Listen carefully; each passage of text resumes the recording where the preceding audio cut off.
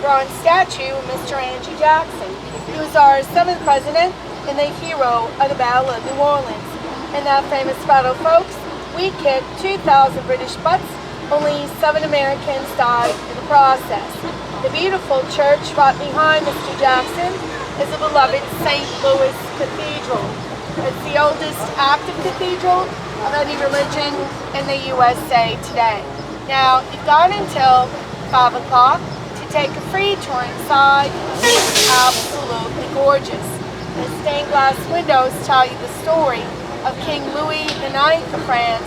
He was the only French king made a saint by the Catholic Church.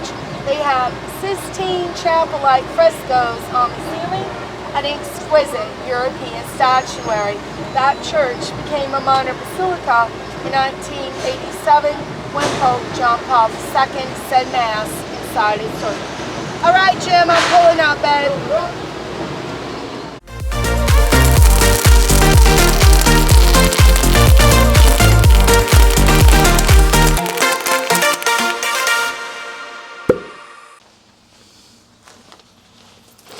Alright guys, so we're about to go out on another adventure, so make sure you guys hit that like button and subscribe, because when we hit 1,000 subscribers, we're gonna jump off the Strat.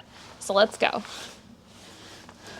But the main reason we use them is the heat doesn't bother them. They're desert dwellers. They cross Death Valley at 110 degrees. We're from Vegas, so yeah. You already know. They work them in the Grand Canyon to 120, but our law here is more humane. We go in at 95. And they don't play around. If you're caught here after 95, $1,000 quarterly. Whoa! That's PCA and the city of New Orleans. Awesome. You guys want to go? We're doing a 30-minute narrated tour, 47 points of interest. They can, another nice thing about them, and I like this, within a 3-month period, and there's 4 quarters in a year, they can walk into the barn once within 3 months, anytime, day or night. And if they see something they don't like, ticket us. Yeah. So that's good that it protects. That's what I'm saying, it protects the animal. Let's go. Shiggity buggity. Shiggity biggity. She's so cute. Oh, I love it very much. Somebody hurt her, I'd have to take them out. I would join you. Now, the 2 words that everyone should learn about when they come here are Creole and Cajun. Because those were the 2 cultures that made Louisiana different from the rest of the United States. Now, the word Creole is a Spanish word. It means firstborn generation of a colony. So we were a colony of France, then a colony of Spain, then a colony of France, all before we were sold to the United States in the Louisiana Purchase. If you were born to your parents in the colonial time period, the cultures living here were French, Spanish, African, Haitian, from the Caribbean Isles, Irish, German, Portuguese, and the Native American tribes. Any of those cultures having a baby together, married or unmarried, that baby was a Creole. Now, the word Cajun is totally different. The original word is Acadian. Now the Acadians were from Acadia, which today we call Nova Scotia and New Brunswick, Canada. That was a peaceful French colony for 100 years. In 1765, the British won that land as spoils of war. When they came to claim it, they kicked the Acadians out because the Acadians were Catholic. They would not sign allegiance to a Protestant king, and no way, Jose, were they going to convert from Catholicism to the Church of England. So they were sent into exile. The lucky ones settled 2 hours west of New Orleans by car today. Towns like Lafayette, Breaux Bridge, New Iberia, and Thibodaux. That's where you'll find the best in Cajun music, food, dancing, culture.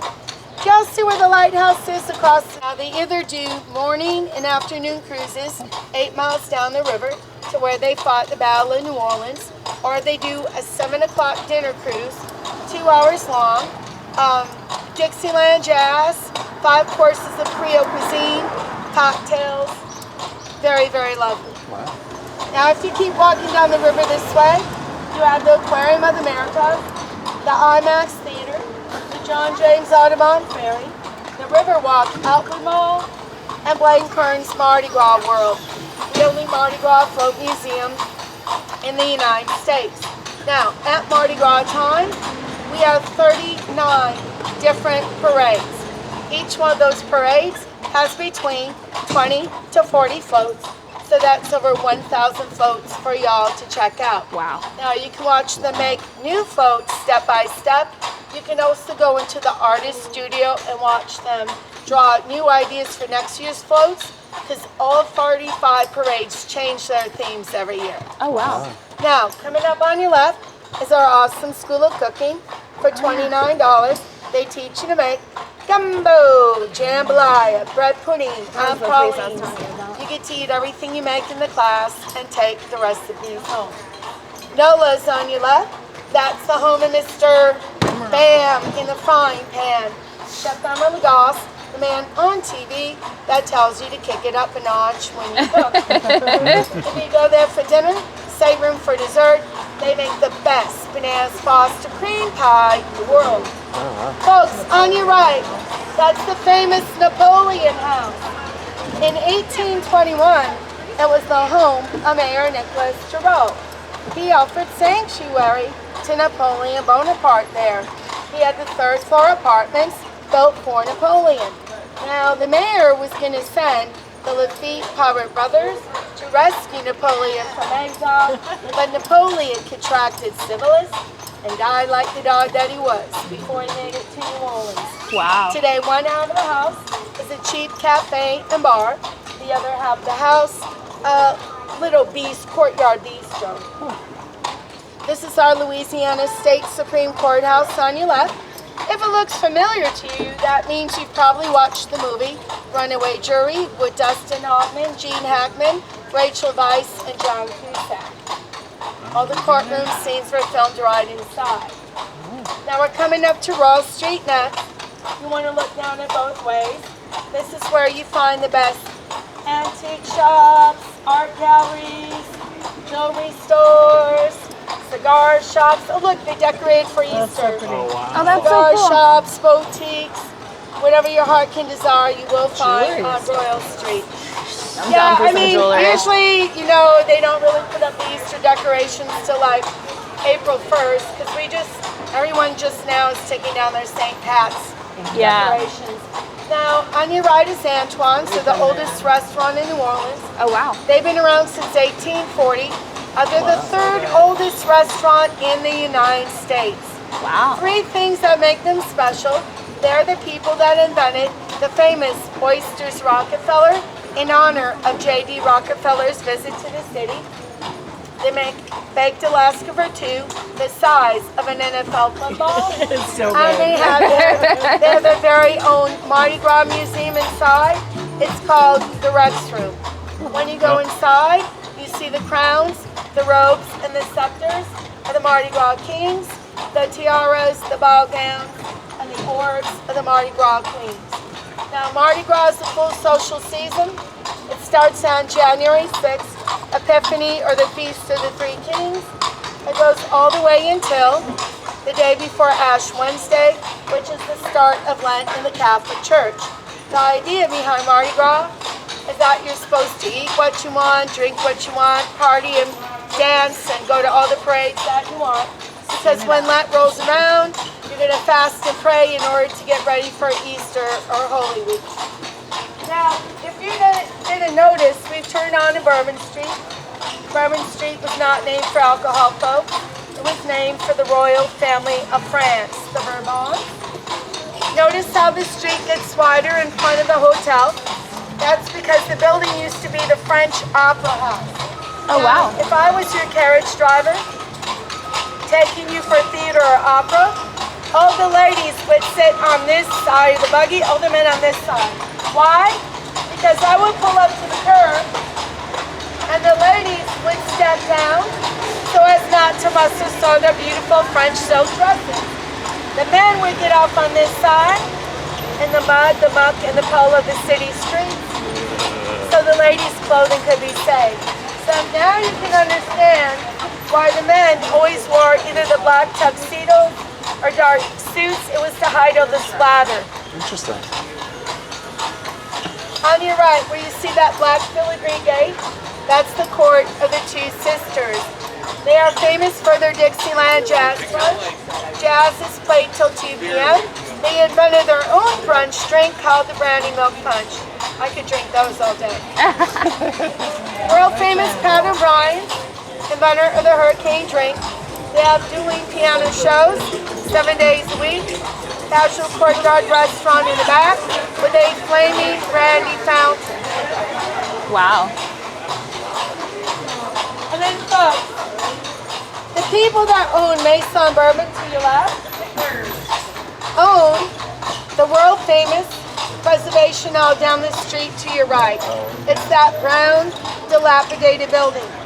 Now, they do 3 shows a day, 5 o'clock, 6:15, 7:30, traditional jazz. That is the club where Harry Connick Jr. had his first gig at 8 years old playing the piano.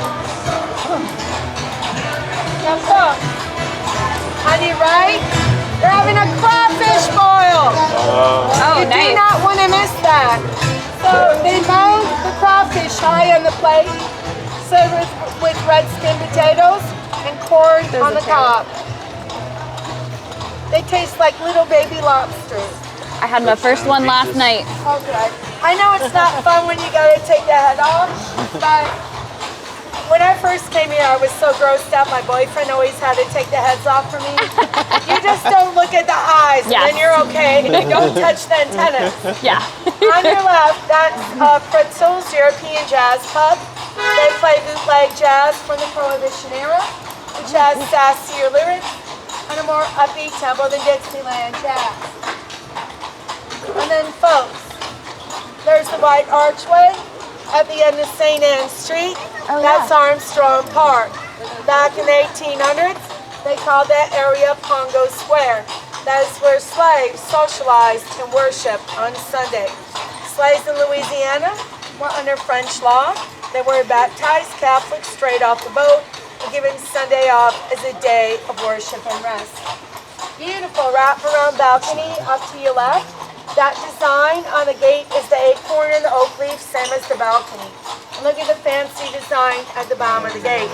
To make something like that, a blacksmith pre-carves a mold, pours hot liquid iron into the mold, lets it cool down and pops it out. It's very lacy looking. In fact, locals down here call it iron lace. Now, we also have wrought iron, which is like the gate to your left. A blacksmith would heat up a poker and tongs, then shape and twist iron rods to the pattern in his head. Also notice the tall, skinny building right behind the cottage. I live in one of those. Now, no, I do. Mine's bigger than that, though. Don't feel sorry for me. I have an upstairs and a downstairs and a balcony over my courtyard. So in the 17 and 1800s, they would use the top floor as the slave or servants' quarters. The bottom floor would be the kitchen. With our heat and humidity, you would never build that kitchen into the main house. Too sweltering and very dangerous because of the woman's wide hoop skirts. Too easy for them to catch on fire.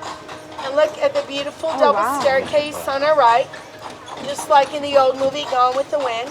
Yeah. When they would have a baller party back in the day, one side of the stairs was for the single ladies to go up, the other side for the single gentleman. If a young man so much as caught that glimpse of a bare ankle or higher underneath those lily white petticoats, Instagrams for marriage in the very strict Catholic households of all New Orleans. Could you imagine? This is the oldest bar in the United States, Jean Lafitte's blacksmith shop. Now, in the evening, it's an awesome piano bar. The man in the back at the piano plays anything you like to hear, from Billy Joel to Cole Porter to Louis Armstrong. Now, they say that Jean and Pierre Lafitte, our most famous pirates, were approached there by the British before the famous Battle of New Orleans. Now, the British thought, oh hell, they're pirates. They'll do anything to make money.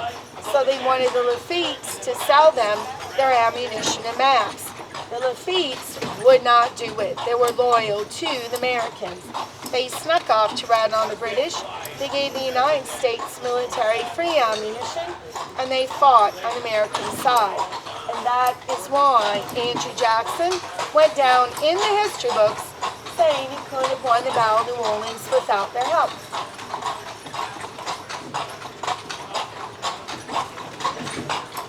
Now Hollywood made a great movie about the Laffittes. 1958 was called The Buccaneer. Yul Brynner played Jean Lafitte. Charlton Heston played Andrew Jackson with a really bad haircut. But the movie's historically accurate as to what really happened at the time. Can y'all see the very sharp icicle glass at the top of the wall? Yeah. They call that an IBU wall. Back in the 1800s, they would put the cut glass up to keep robbers from climbing over and robbing you blind. If you were a mean-hearted, devious person, you would grow a vine flower like a morning glory over the cut glass. No one would ever know it was there, and you'd find the perpetrator bled to death in front of your sidewalk or spindled to the top of your wall the next morning. So you better hope that you had good neighbors to help you, right? Get the body down. All right. So as you can see, we're in a more residential section of the French Quarter, and I'm bringing you this way because there's two really interesting buildings to show you. Now, the first one is where I would live if I had big money. And when you first see it, you're going to be like, "Dan, are you crazy? There's nothing to this. There's nothing to this property." But when you look through the courtyard gates, you'll understand why I love this it's a property, because actually it's the two white buildings with the lacy balconies, and you want to look through the gates. Now you're going to notice the doors on the first floor of either building inside were wide because those were stalls for horses, donkeys, and mules. Look how beautiful. Second floor doors are very narrow. They were overnight quarters for drivers, grooms, and valets. Now who wouldn't want to live there, right? Yeah. Are you all fans of the TV show American Horror Story? I know of it. Okay. Well, I'm very sorry for you, sir. What they do is they take real ghost stories and they make them so fantastic that nobody even wants to believe what really happened. But I'm about to show you the most... Do y'all see this mansion here on the corner? Yeah. That was the home of the most criminally insane, evil woman to ever live in New Orleans. Her name was Madame Delphine Lalaurie. Now, she lived here in the early 1800s. People say she was the most beautiful, charming woman in the city. She bought that mansion with her own money because she loved to throw parties and entertain. Because everybody had a good time at her house, they thought she was a wonderful woman, when in reality, she was the evil, sadistic witch of a woman. Whenever her slaves did not perform in order to a T, she would have them sent up to the third floor attic to be tortured, whipped, and starved to death. Now, how we know this for a fact, in 1834, she had a big party one night, and there was a cook that worked in the kitchen. And she was afraid her young daughter was going to say or do something to be sent up to the attic, and she couldn't bear the thought of her poor baby being tortured like that. She thought, I'm going to start a fire and end all the misery.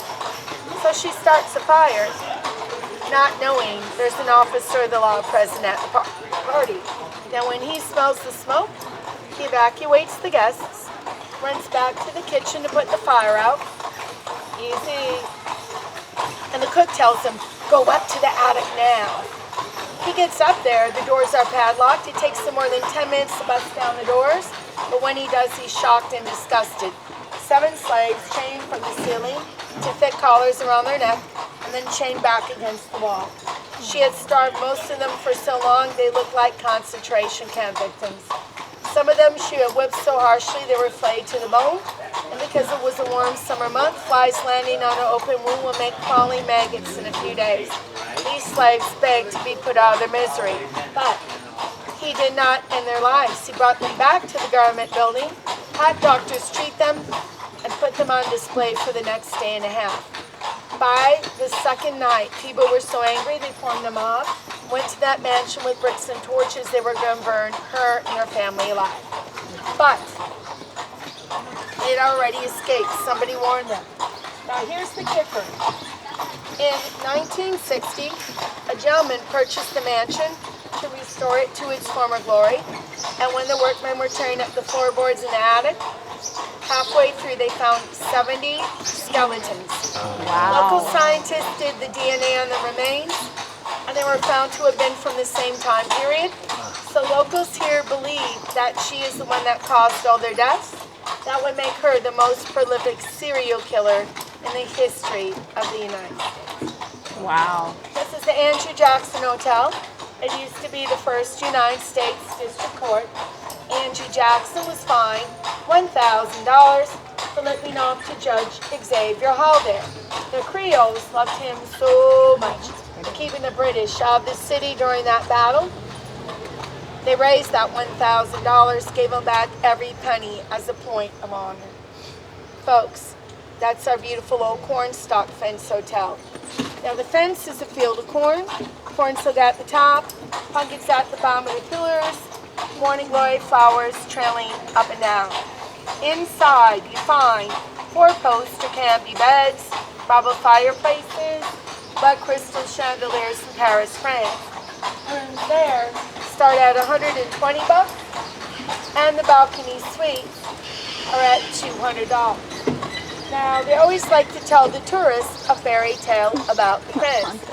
They say Robert Ogden bought it for Antoinette Beaumonte while they were engaged because she was homesick for her daddy's corn farm in Iowa. To make her feel more comfortable and at home, he wanted her to see her very own cornfield from the bedroom window every morning. Aw. Now, that's a sweet romantic story, but it's a bunch of made-up malarkey. Antoinette grew up right here in the good old French Quarter, and being a city girl, folks, she wanted to know what a cornfield looked like to save her life. The reason the fence was a love token was actually the price. 28 separate pairs of cast iron corn stalks shipped 2,123 miles down the Mississippi River to New Orleans. So the shipping, handling, and assembly of that fence alone being 3 times the fence's original price made her the envy of all the desperate housewives in the French Quarter. Now, down the block on your right there's a sign that says masquerade. They have every type of mask, from leather to feathers, paper mache to silk. Some of those are wearable masks. Some of them are just artwork for your display case. They come from all over the world, anywhere from Venice, Italy, down to Africa.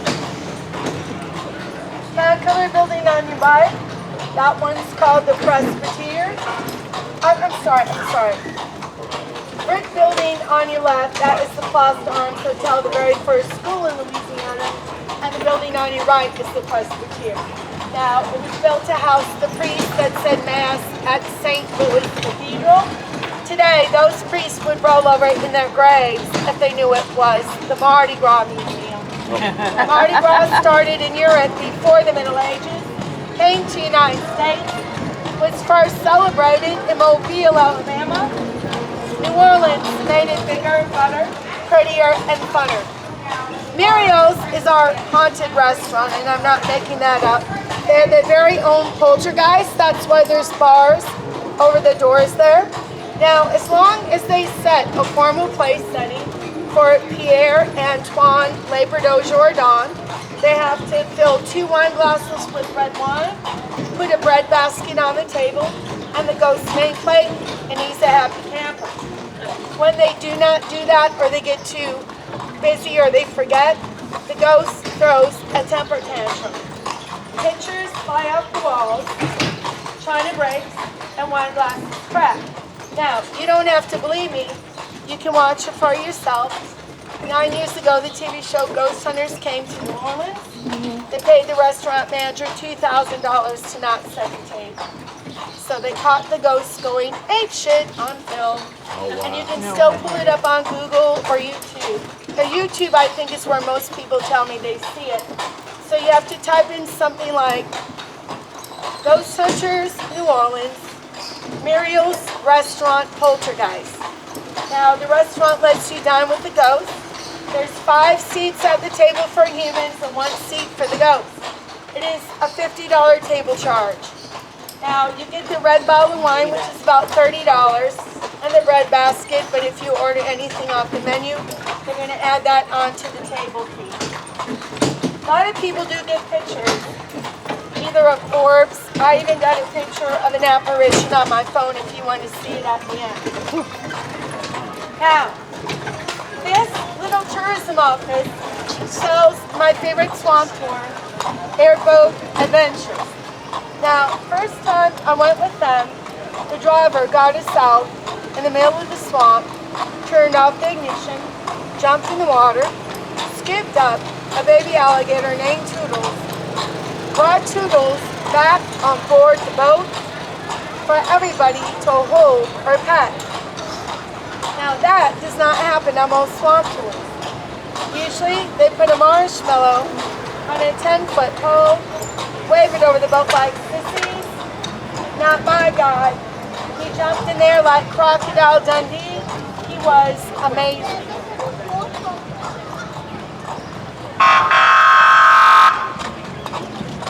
Really, you have to do that in front of an animal? What a jerk. He's Border Patrol. I don't care who it is. Yeah, he's a jerk.